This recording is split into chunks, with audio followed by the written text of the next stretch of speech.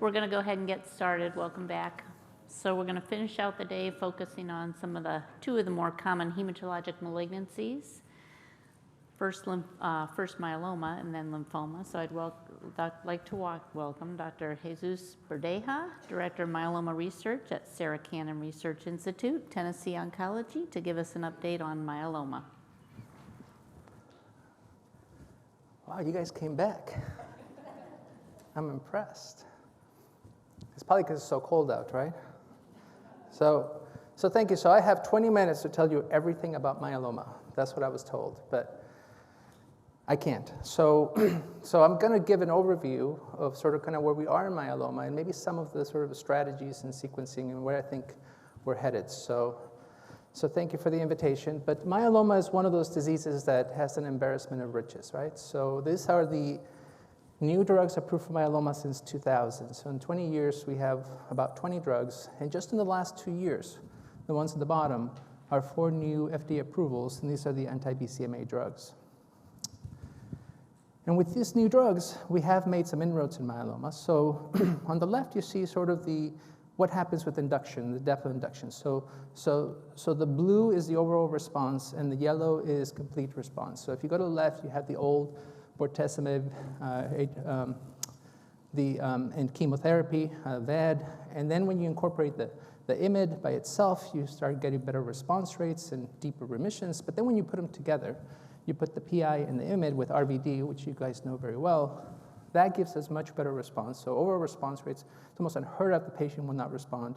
And you get complete response rates of about 50%. And the same when you do carfilzomib instead of bortezomib, and you might even get deeper responses. In the lines on top is when you add Dera. So when you add Deratumumab, so the anti-CD38 antibody, you get an even further deepening of these response rates. And these response rates have translated, see on the right, to improved overall survival. But unfortunately, as you can see, there is no flattening of the lines. Patients continue to relapse and eventually die from their disease. Furthermore, when the patient relapses, and these are old, this is old data, but it still translates, so don't ignore the median response durations. But basically, the gist is the first time you treat the patient is your best chance to get them into a durable response, and each time they progress after that, you're probably going to expect less and less of duration of response. On the right, you see that it's also this attrition that occurs.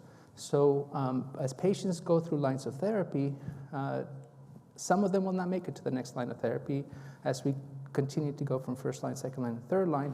And so in my opinion, it is really important to put your best foot forward. The idea of saving drugs for them when they relapse is not necessary. And the good news is myeloma, the field is moving so quickly that you don't have to, because by the time your patient relapses, you probably will have new drugs. So don't worry about saving something for later. So this is how I see the treatment landscape of myeloma. So if you look at the first, second, third lines, the first and second lines, you're probably going to be using bortezomib and lenalidomide, and then you're going to have the anti-CD38 antibodies incorporated in there.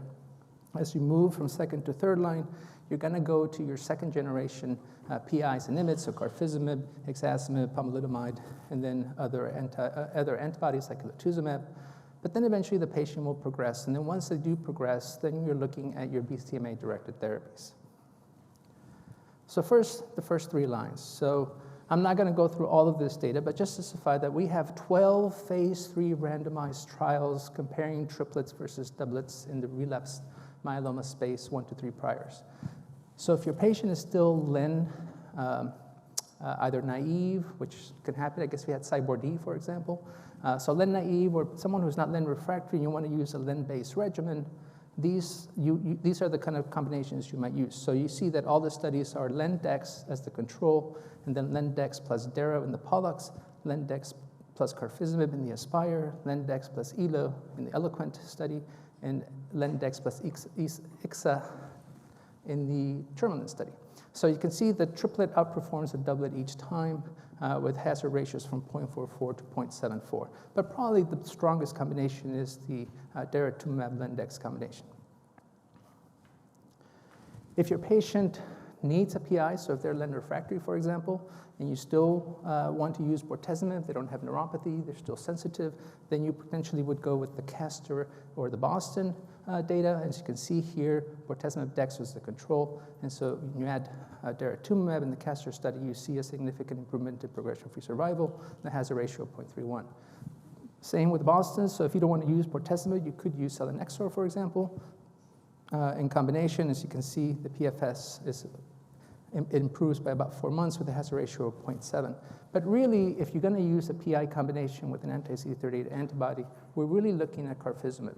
So the CANDOR and the KEMA studies are the most recent, recently resulted, and these show that when you add an anti-CD38 antibody, so either deratumumab or cetuximab, you get a significant improvement in PFS, and actually the median PFS has not been reached in the triplet yet, and we're starting to go out 3, even almost 4 years with some of these combinations. If the patient has, the PI is not the best option, the REV or the LEN refractory, then you're probably going to go to a pomalidomide combination. And so these are the 4 studies done with pomalidomide dexamethasone as the doublet control. So pomalidomide, bortezomib, dexamethasone in the OPTIMISM study. This is probably a combination that's used a lot more in ex-US, in countries that don't have access to deratumumab and some of these other drugs. So we're really looking at the ones on the right. And so ELO-POM-DEX in the ELOQUENT study, Dera-POM-DEX and ESA-POM-DEX, all of these are good combinations that you can use for your patient, all with hazard ratios of 0.54 to 0.63. So unfortunately, what happens when your patient is refractory to anti-CD38? So this is the Mammoth trial, and this is a large retrospective study of around 14 academic centers that looked at all their patients after they had progressed through an anti-CD38 antibody. And you see that the median overall survival for these patients was 8.6 months. The patients that had a subsequent therapy after that had an overall response rate of about 31% and a PFS of 3.4 months and overall survival of 9.3 months. So those are the numbers that we quote when we're talking about new drugs in terms of kind of what is expected and whether we can outperform that. So now you move from your PI, your IMiD, your anti-CD38, and now you're going to go potentially into your BCMA-directed therapies. So what are these therapies? So the first that was FDA approved was Bellantima mafodotin, and this is an antibody-drug conjugate. It's a humanized, safe, fucosylated antibody targeting BCMA, and it is bound to a payload of monomethyl auristatin F, or MMAF. And so basically, the antibody binds to BCMA, gets internalized, the payload gets released, and the cell dies. But the antibody also can mediate ADCC, and so it can actually act as an antibody as well, which is part of the reason I think why this is an active drug.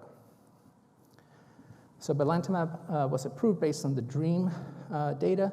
So the DREAM-1 study was the original study that looked at patients who were relapse refractory, and they saw some really impressive overall response rate of 60% and PFS of 12 months.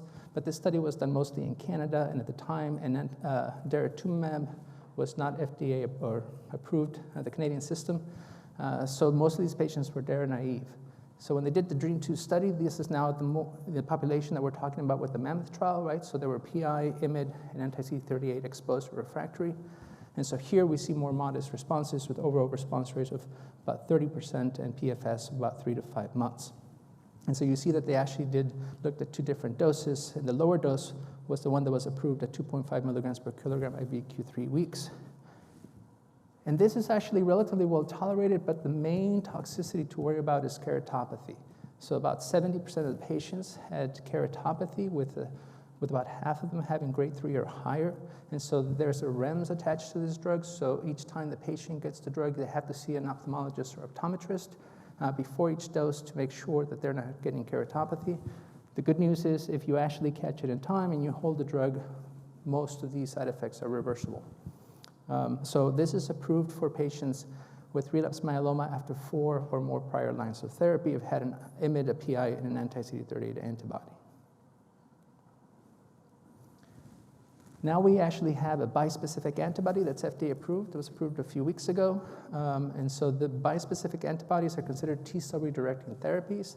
And so here you see that you have an antibody that has 2 targets. One is to BCMA, one is to CD3. The BCMA binds the myeloma cell, and CD3 binds the T cell. that binding activates the T cell, redirects it to myeloma, and it leads to myeloma cell death. Here it's don't pay attention to the details, but basically there are 6 BCMA CD3 bispecifics currently under investigation, and all actually have quite good data. And so you see them all here. And basically this is just to show you that some are IV, some are sub-Q, some are given once a week, up to every other week, and some even every 3 weeks. Most of these are continuous until progression. So the main thing to remember is that the overall response rates on all these studies is about 60 to 70%, give or take. We're seeing deep responses and durable responses. And we're seeing 2 new side effects that we didn't know before, although we knew them from the cartese. So cytokine release syndrome and neurotoxicity. So those were possibilities. And so because of that, patients, at least on all these trials, get admitted to the hospital when they get their initial doses, their step-up doses, until their very first full dose. And most of that toxicity happens in those first few doses, and then the patients can continue their dosing outpatient, usually without significant problems.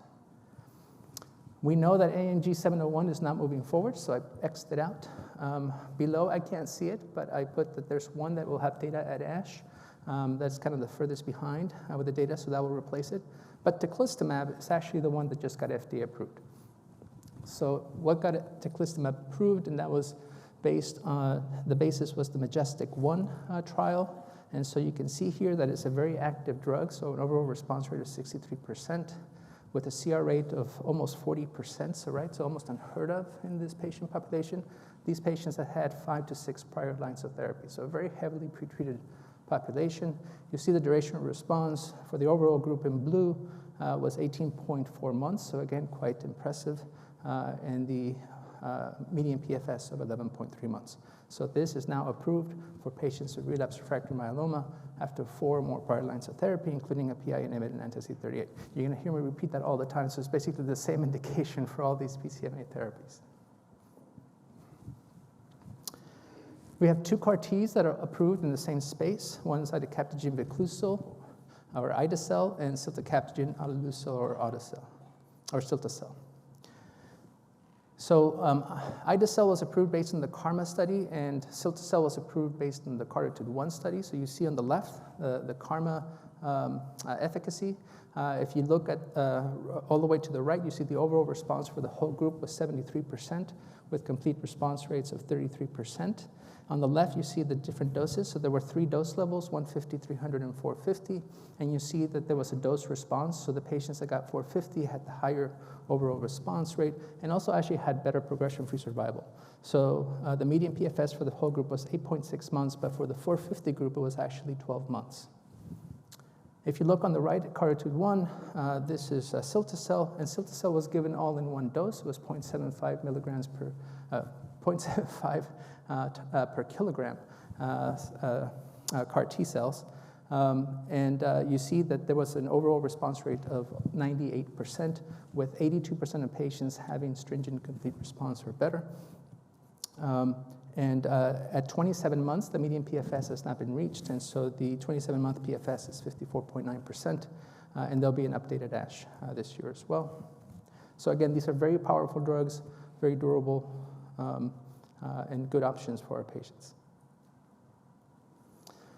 So here I have sort of a high-level comparison of the different BCMA therapies. So the first one is the ADC, so that's Bellantima mafodotin. Then you have the bispecific antibody Teclistamab in the middle, and then you have the CAR T cells, ide-cel and cilta-cel. So in my opinion, if you go sort of from left to right in terms of efficacy, clearly I think there's an efficacy response with the ADC being the least, with overall response rates about 30%, then the bispecifics about 60%, and then the CAR Ts with 70 to almost 100% response rates. If you look at duration of responses, the ADC actually performs pretty well. It's about 11 months. So if the patient, even though only 30% of patient responds, those that do respond tend to have a durable response. The bispecific, Teclistamab, was about 18 months. And then the CAR T cell goes from 11 months to unknown. So we haven't reached the median for cilta-cel, for example. So again, I think it goes sort of, the expectation is the bispecific CAR Ts will be very similar, although theoretically the CAR Ts potentially are probably still a little more powerful. In terms of how they're given, the ADC is given intravenously every 3 weeks until progression. The bispecific is given intravenous or subcutaneous weekly until progression. And then the CAR-T is a one and done. So that, a lot of patients like that because these patients have never been off therapy.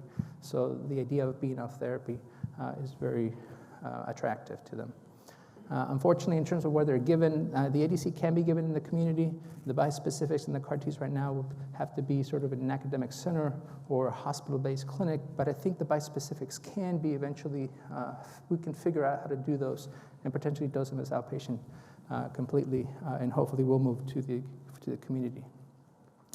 In terms of AEs, we have the keratopathy with ADC and then cytokine release and neurotoxicity with the other two, and I think those toxicities are much more potential for higher grades with the CAR-T than the bispecific. The bispecific, they're actually pretty easy to treat. So, you know, we have all these great therapies, but unfortunately, people are still relapsing even after the BCMA therapies. But luckily, again, in myeloma, we've been very lucky that we actually have quite a few targets. So there are 2 new targets now that have drugs that are actually coming into the clinic, most likely in the next year or two. One is FcRH5, it's Fc receptor homolog 5. We don't know what it's supposed to do, but it actually is basically expressed in all myeloma cells. And then you have GPRC5D, which is also widely expressed mostly in myeloma cells, but there is some off-target expression in keratinized tissues and salivary glands, which you'll see in the side effects that we see with these therapies. So Sebastomab is a bispecific against FcRH5 and CD3, and so as you can see here on the left, you have the overall response rate at the doses that appear to be more efficacious of about 57% with 33% VGPR or better, and on the right you see the median duration of response of 11.5 months. Sebastomab is actually the only bispecific that it's given only for a year and then it stops. So actually there's a group of patients that have completed the year and have been monitored, and that data is going to be presented at ASH this year. So it'll be interesting to see how long these patients are staying in remission. I can tell you I have a patient that's been off therapy now for 2 years and still in remission. So hopefully we'll be able to figure out how to give these for a limited duration of time without having to continuously give these drugs. The nice thing on the bottom, you see that 33% of the patients had prior BCMA therapies, and the overall response rate was 63%. So again, it doesn't seem to affect the efficacy having had a prior BCMA therapy, which is nice because hopefully we can sequence these. This is the data for talquetamab, which is the GPRC5D CD3 bispecific. This is a Monumental 1 study, and so you see there's 2 expansion doses, 400 sub-Q Q week and 800 sub-Q per kilogram sub-Q Q2 weeks. You see the overall response rate of about 66 to 70% with VGPR rates of about 50+%. And you see the median duration of response has not been reached for either one. Now, what's interesting here is GPRC5D is mostly expressed in plasma cells, but there's this very low level expression in salivary glands and also keratinized tissue. So we're seeing dysgeusia with patients, and we're actually seeing some rashes, and we're seeing nail changes. Their nails kind of fall off while they're on the treatment. Everything reverses once they're off, and it gets better with time. But these are side effects that we're going to have to sort of kind of be cognizant of, because GPRC5D is a very effective target, and now we actually also have CAR-Ts that are going against GPRC5D, and so this was the first CAR-T, was just published in the Journal of Medicine, and so again, it's a very small study from Memorial, but proof of concept, 17 patients, response rates of 60%, and it was responses at all doses.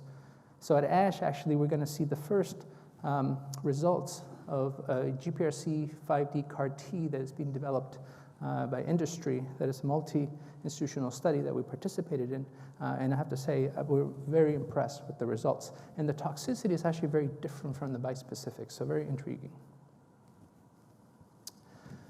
So where do I see the treatment landscape now? So obviously you've seen this before, so first few lines, we're talking the IMiDs, the PIs, the anti-CD38 antibodies, and then we said fourth line and beyond, maybe the BCMA-directed therapies.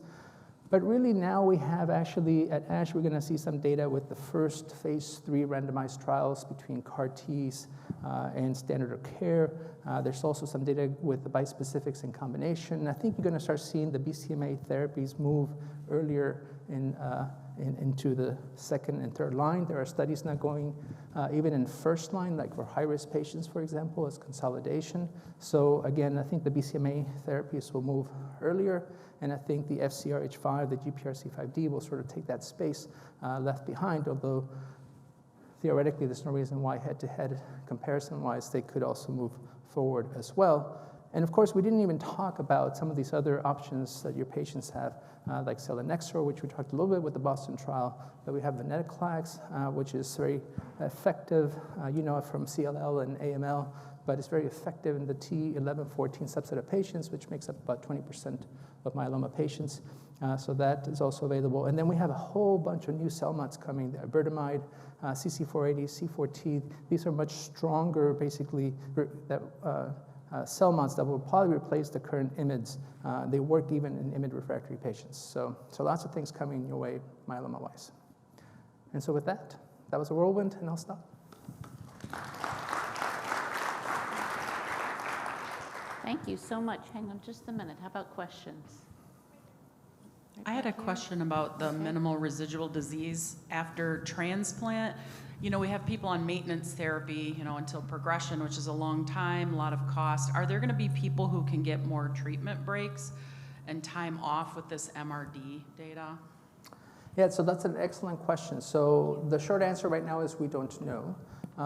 There is really strong data that patients who achieve MRD, but not just a one-time, but sustained MRD negativity, are the patients that do the best. The problem is we don't have any studies showing us what to do with that. Does that mean that we can now stop therapy in those patients? Does it mean that if a patient is still MRD positive, that you should be changing them to a different therapy? We don't know. That the studies are all sort of looking backwards. And so those studies now are ongoing, so we will have some data. A lot of the new studies in the front line are looking at that specifically, where people are stopping therapy. But for example, the MASTER trial showed us some of that. But even in that trial that uses Dara-KRD as induction transplant, and then Dara-KRD consolidation, and then maintenance, and based on MRD, they kind of stopped the therapy. The high-risk patients still did really poorly. So I think it will depend on the subset of patients, but I think in the standard risk patient, I think that's a very possible reality in the near future. Thanks, Jesus. 2 questions. First, have you seen enough to have a preference in the 2 CAR-T commercial products yet? And second question, in a very young patient, under 60, under 65, the idea of a BiTE or CAR-T as a possible bridge to allo, is that something you're thinking about? I'm not thinking about that. So allo still, right now, so allo should not be done unless it's in a clinical trial, in my opinion, for a patient with myeloma. I think we have so many treatments and options that the median survival is probably going now into, it's probably around 15 years is my guess, but we don't have updated curves. So it's kind of hard to, so it's much more similar now to the CLL and the low-grade lymphoma patient from that standpoint. So, but in terms of the CAR-Ts, I mean, I think they're both very effective. I think if you just, it's hard to compare head-to-head just because they were developed at different times, right? So remember, ide-cel was first, and so we were doing those studies, and we were taking patients out of hospice to come onto these studies and had these dramatic responses. And then as obviously the CAR-T sort of kind of fervor started coming up, people were now coming and wanting them much earlier, right? I would have a newly diagnosed patient that wanted CAR-Ts. And so I think it's really difficult to know if the patient populations truly were the same. But if you just look at the numbers, absolutely, cilta-cel looks much more impressive in terms of durability. The truth is that these are difficult therapies. They can't keep up. There's a huge demand, and the wait lists are very long. So a CAR-T is better than no CAR-T. So at this time, I would say whatever you can get your hands on is what I would use. All right. Thank you.